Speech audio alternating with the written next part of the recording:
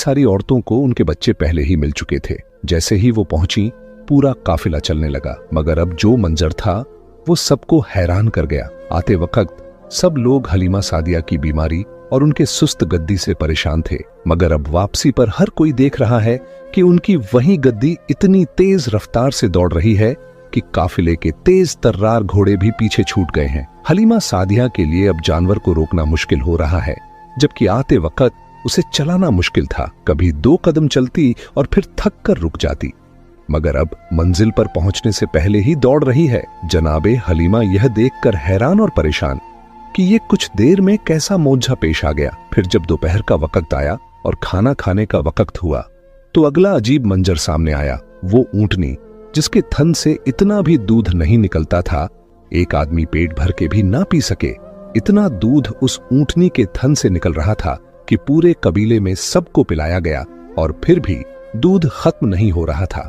यह सब देखकर हलीमा सादिया बार बार जनाबे अब्दुल मुत्तलिब की वह नसीहत याद कर रही थीं कि अगर कोई अजीबो गरीब वाकया पेश आए तो किसी को मत बताना कि तुमने क्या देखा है।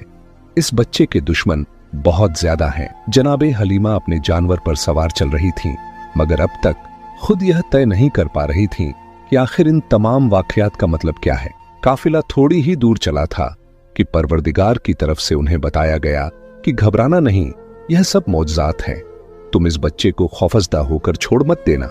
जनाबे हलीमा काफिले से कुछ आगे थीं कि सामने से हिरनों का एक झुंड दौड़ता हुआ आया, मगर हैरत की बात यह थी कि वह झुंड रुक गया। हिरन की फितरत के खिलाफ जो इंसानों को देखकर भाग जाता है, वो अब रुका खड़ा था।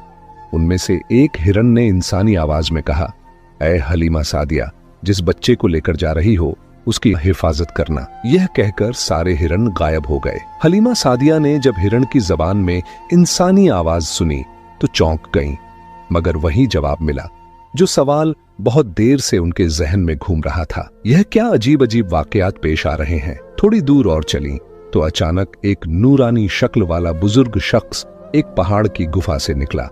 बच्चे पर नजर पड़ी तो बेइख्तियार सजदे में गिर पड़ा और शुक्र अदा किया। फिर कहने लगा, ऐ हलीमा सादिया, तुम बहुत खुशकिस्मत हो कि तुम्हारी गोद में परवरदिगार आलम की कीमती अमानत है। इसकी हिफाजत और एहतराम करना यह कोई मामूली बच्चा नहीं। यह कहकर वो बुजुर्ग गायब हो गया। जनाबे हलीमा का जानवर जैसे जैसे काफिले से आगे बढ़ता, कभी कोई जानवर बात करता, कभी कोई बुजुर्ग इंसान आकर वसीयत करता, कभी दरख्त की शाखें झुक जाती, कभी बादल से कोई आवाज आती। गर्द